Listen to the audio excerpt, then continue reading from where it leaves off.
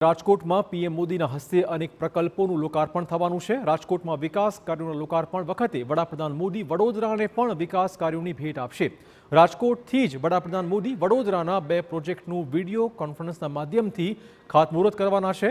SSG hospital ખાતે cardiology institute અને multi speciality hospital બિલ્ડિંગનું ખાતમુહૂર્ત તે કરવાના છે। આ ઉપરાંત એસએસજી હોસ્પિટલમાં સ્પાઇન, કિડની અને આંખની હોસ્પિટલની સુવિધા માટેના પ્રોજેક્ટનું પણ તે ખાતમુહૂર્ત કરશે। વડોદરાના આ બંને પ્રોજેક્ટ 2 થી 3 વર્ષમાં પરિપૂર્ણ થાય તેવી અપેક્ષાઓ છે। આ બંને પ્રોજેક્ટથી મધ્ય ગુજરાતમાં મેડિકલ ક્ષેત્રે નવી સુવિધા ઉપલબ્ધ બનાવાશે। 218.59 કરોડના અંદાજિત ખર્ચે એસએસજી હોસ્પિટલ કેમ્પસમાં નવીન સ્પાઇન, કિડની અને આંખની હોસ્પિટલનું બાંધકામ કરવામાં આવશે। આ સુંદર જે ઇન્ફ્રાસ્ટ્રક્ચર મળી રહ્યું છે પૂર્વ વિસ્તારને અને કાર્ડિયક હોસ્પિટલ પહેલી એવી કાર્ડિયક હોસ્પિટલ એટલી મોટી હશે જે મધ્ય ઝોનમાં અત્યાર સુધી કોઈ પણ જિલ્લામાં નથી બનવામાં આવી, ત્યારે આ વડોદરાવાસીઓ તરફથી આભાર વ્યક્ત કરું છું સરકારનો કે આટલી સુંદર વ્યવસ્થા કરવામાં આવી।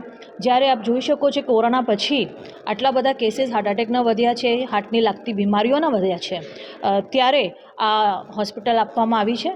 એસએસજી હોસ્પિટલમાં કાર્ડિયોલોજી અને કાર્ડિયોથોરેસિક સર્જરી માટે એક અલગથી સુપર સ્પેશિયાલિટી હોસ્પિટલનું ખાતમુહૂર્ત યશસ્વી પ્રધાનમંત્રી નરેન્દ્રભાઈ મોદીના હસ્તે આવતીકાલે રાજકોટથી થવાનું છે।